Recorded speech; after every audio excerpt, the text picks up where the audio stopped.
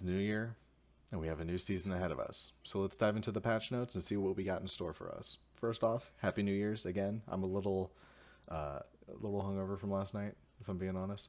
So if I'm a little groggy and slow and weird, I completely apologize. So first off, we have to talk about the new season pass. Hopefully, you were able to get your free season pass for this new season, the previous season, doing the pinnacle challenges. If not, it's like maybe $10 or something like that. Totally worth the price in my opinion, and it goes to help support the dev team that makes this pretty awesome free to play battle royale game. If I'm being honest. So we got some new characters to look at. It's either Elena, something like that. I'm stoked about her because she's not like the typical Asian looking female avatar that we normally see, and it's constantly recycled in a sense. So it's nice to see them starting to branch out and change that. Um, yeah, and it looks like she has like a rapier sword thing, so I like that. Maybe one day they'll introduce melee, but I doubt it. We got a Harry Cavill looking dude named Malice who looks pretty dope, kind of like a police officer or something like that. I really dig the look. It's kind of refreshing. It's like they're taking. It almost reminds me of a not Half Life theme, but one of those. I feel stupid for not remembering what the game's called. Um, but it has those kind of vibes, like a futuristic space vibe. I can dig it. I like it. Not super cyber tech. It's not like, oh, it's not too much. It's just enough. I like it. And then we have the third character, Anubis. We have no footage of them or images of them yet leaked or available to us, but it's probably most likely going to be a dog looking thing with a cool mask, and we're not going to see a person, but a lot of cool stuff. So I'm pumped about that. And with Season Pass, all cosmetics, you're going to see a bunch of new gear, cosmetics, music, loading screens through their new weapon stores. Although I don't think they have a new weapon box available after the Sapphire one yet. But we'll go over that. And then again, this goes over, what the adventure pass is. It's you don't need it to play the game, but it does. If you do get it, if you do pay for it, in my opinion, it is worth it, and it helps the development team out. So we get some new tactical abilities. So if you played last season, you know that when the starting screen, you can choose your mobility, glider, grapple hook, or bike, and then you can choose tactical equipment. That's where they put the DPV, the drone, vehicle upgrade kit, things like that. And I think these two, yeah, they're two new tactical things are going to be put in there, which is kind of cool. So the first one is the stealth cloak. So you get like a brief invisibility. You can move around. It deactivates if you fire. You can't do any action like aim or fire with it on. So it's kind of like a cool way to reposition in a sense if you don't get spotted. You will not be picked up by drones or the radar battle car, which is kind of cool. Let's see what else. Yeah, you can crouch walk during invisibility. You cannot perform other actions. Activate it with G, and there's an ability cooldown. My initial thoughts on this could definitely be useful, especially in the final circle, to make really quick plays. So you know how usually how it goes is there's two people left. Oh, I wonder if it would affect that. It probably wouldn't affect that the radar blip at the helicopter landing point. But you have the two people facing each other, hiding behind cover, and someone could use that reposition real quick and then get the jump on the other dude. So that's one thing I could see it being useful for. Or if you're being shot at, you can invisible reposition. So I think it's an interesting take. We'll have to see what we can do with it, how effective it can be. Because I remember, with the new tactical items that they released last season, I think like Medgun and later the drone were probably the most effective and game changing tactical equipments. Shield was okay, battle car upgrade was okay. The hologram was just kind of a resounding meh, in my opinion. I mean, there was a few times you could probably use it effectively, but otherwise, it wasn't jarringly changing things. I'm not expecting a lot of these tactical equipments to really break the game in any way, but they should still almost fit like a specific niche, which a lot of them do. But I don't know, maybe I'm just sort of rambling. The next one is the bro signal detector. I'm just kidding, it's bio signal.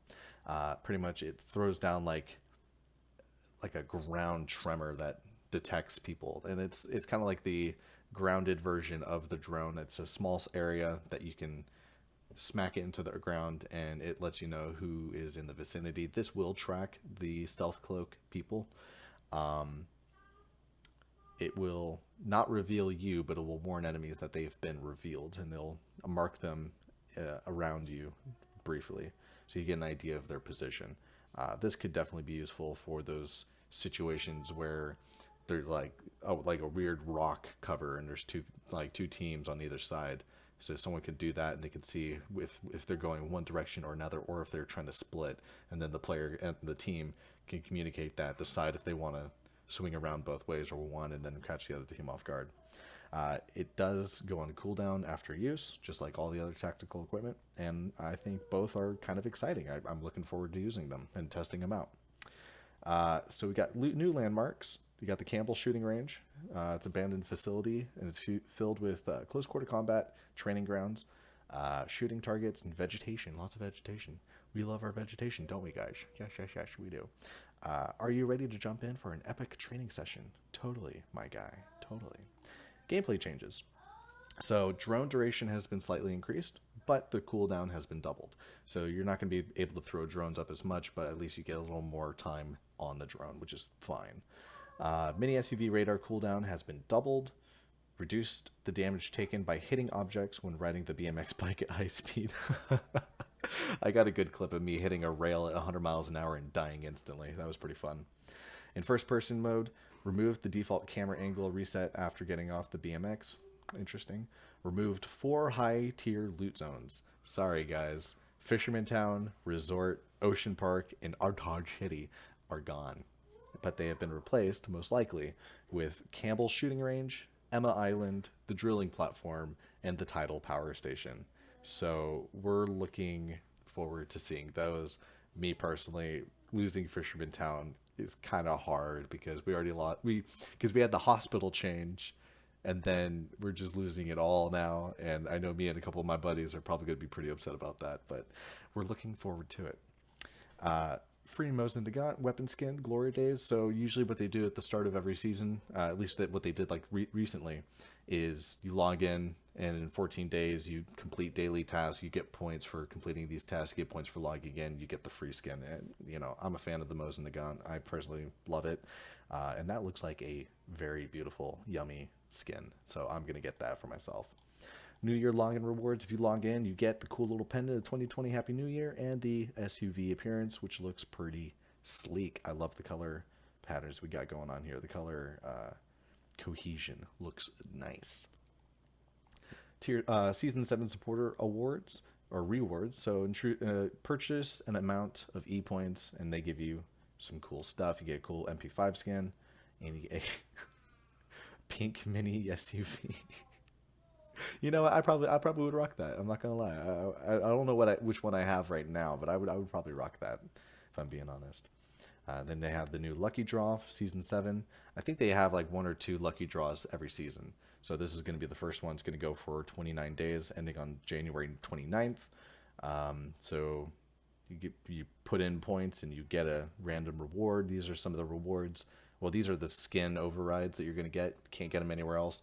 And then there's also going to be sprinkled a little bit of experience and kind of like XP modifiers. So those are good. Those are cool. You can make use of those. Adventure Pass owner exclusive rewards, introducing the exclusive daily chest. Adventure Pass owners can claim 1 chest every day for a random reward. So that's one thing that if you get the Adventure Pass, that's kind of cool that you wouldn't get normally. So another reason to get it if you don't have it already. Season 7 Adventure Welcome Gift Box. In order to thank all the current and future adventures for their support, we've created the Season 7 Adventure Welcome Gift Box. The box will be provided to all adventurers upon logging in on their first time during Season 7. It will contain a limited time trial card of a random adventure and a M4A1 Infinity weapon skin, but also some refreshing traversal equipment appearances that we don't get to look at. I don't know why they wouldn't put pictures of that here. And we got the Raging Sea supply box and the First Blood loot crate update. So everything in those has been updated. I don't even know why they still have the Raging Sea supply box. That's from season 3, isn't it? Replace several of the traversal equipment appearances, 5 weapon skins, 2 vehicle appearances, and an accessory. And for the first